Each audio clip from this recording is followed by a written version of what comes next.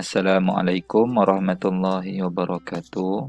Jadi pada hari ini kita akan sambung lagi untuk tajuk bagi pendidikan Islam bahagian akidah unit 1, kenali sifat-sifat Allah. Ya, sebelum ni kita sudah bagi share satu link untuk nyanyi lagu. Dan saya harap sudah dilihat, ditonton dan kalau boleh kita hafal lagu tu. Jadi di muka surat 55 ada ditanya di sini, mengapakah setiap Muslim perlu mengenali sifat-sifat Allah? Ya, supaya kita tahu bagaimana kita mahu berinteraksi sama Allah Subhanahu wa Ta'ala, supaya kita lebih cintakan Allah Subhanahu wa Ta'ala.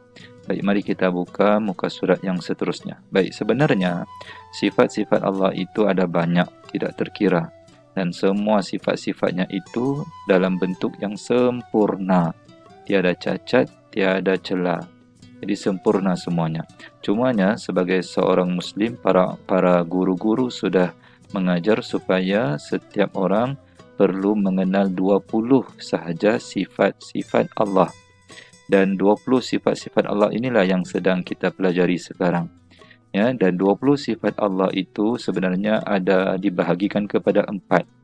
Ada 4 jenis atau 4 bahagian. Kalau murid-murid lihat di muka surat yang ke-56 sama 57, daripada nombor 1 sehinggalah nombor 20. Ada 4 warna yang berbeza. Untuk nombor 1 warna biru. Nombor 2 warna jingga, coklat. Nombor 7 sampai nombor 13 hijau dan 14 sehingga 20 warna pink. Jadi semua jenis warna ini memberi maksud sifat 20 itu terbahagi kepada 4. Iaitu yang pertama, kalau mahu tahu lihat di bawah ini. Di bawah ini disebutkan perkenalkan pembahagian sifat-sifat Allah kepada nafsiyah. Nafsiyah itu ini sifat nafsiyah yang ada pada Allah. Kemudian sifat salbiyah yang warna jingga ini. Kemudian sifat ma'ani warna hijau dan sifat ma'nawiyah warna pink. Mari kita baca satu-satu. Nombor 1, sifat Allah wujud. Apa maksud wujud? Ada. Maksudnya Allah itu wujud, ada, walaupun kita tidak dapat melihatnya, tapi dia tetap ada. Yang kedua, qidamun. Apa maksudnya? Sedia ada. Dia tidak macam kita manusia, bukannya sedia ada. Kita sebelum kita ada, kita memang tiada. Lepas tu bila kita lahir di dunia baru kita ada. Tapi Allah itu dia memang sedia ada. Maksudnya dia tidak ada yang melahirkannya dan tidak ada yang menciptanya. Dialah memang sedia ada. Yang ketiga, baqa'un. Baqa' iaitu kekal. Maksudnya dia tidak akan binasa macam manusia. Manusia semua akan mati, dia tidak akan mati. Kekal. Yang keempat, mukhalafatuhu lil hawadithi, iaitu dia itu bersalahan dengan yang baharu. Maksudnya sifat Allah itu tidak sama, tidak serupa seperti manusia, tidak sama seperti makhluk-makhluk yang lain. Ya, yang kelima, qiyamuhu binafsihi. Maksudnya berdiri dengan sendirinya. Maksudnya dia tidak memerlukan pertolongan.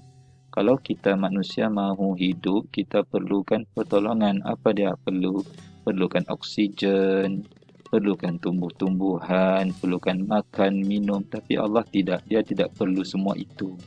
Yang keenam, wahdaniyah. Wahdaniyatun maksudnya dia itu bersifat esa. Esa itu maksudnya satu. Tidak ada dua, tidak ada tiga. Dia satu sahaja. Yang ketujuh, qudratun, iaitu sifatnya berkuasa. Sudah tentulah sebagai Tuhan dia berkuasa. Kalau tidak berkuasa maka itu bukan Tuhan. Nombor 8, iradatun, dia juga berkehendak. Ada kehendak. Kalau dia hendakkan hujan di sini maka turunlah hujan. Kalau dia hendakkan panas maka jadilah panas. Yang ke-9, ilmun, iaitu sifatnya mengetahui segala-galanya. Nombor 10 hayatun, dia itu hidup, ya, dia itu hidup.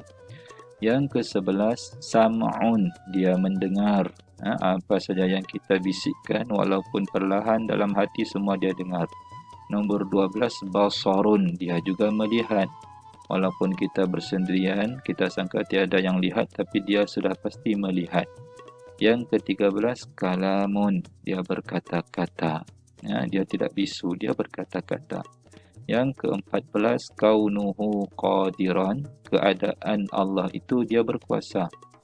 15 kaunuhu muridan, keadaannya itu berkehendak. Yang seterusnya kaunuhu aliman, keadaannya mengetahui. Yang ketujuh kaunuhu hayyan, keadaannya hidup. Kaunuhu sami'an, keadaannya mendengar. Kaunuhu basiran, keadaannya melihat. Kaunuhu mutakalliman, keadaannya berkata-kata.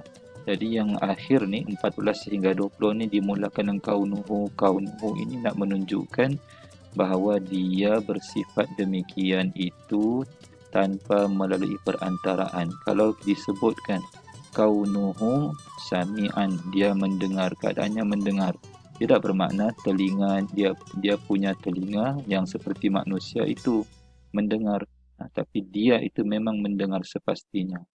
Jadi begitu juga yang lain. Jadi itu kita punya bacaan untuk 20 sifat Allah. Dan yang terakhir sekali kita lihat di sini, apakah bukti-bukti keimanan terhadap sifat-sifat Allah. Bila seorang Islam itu dia percaya bahawa dengan sifat-sifat Allah, maka apakah buktinya?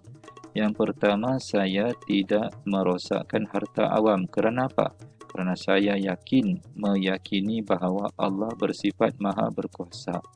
Saya sentiasa redha dengan setiap ketentuan Allah, kerana saya meyakini bahawa Allah bersifat maha berkehendak. Saya tidak menipu ibu dan ayah, kerana saya meyakini bahawa Allah bersifat maha mengetahui.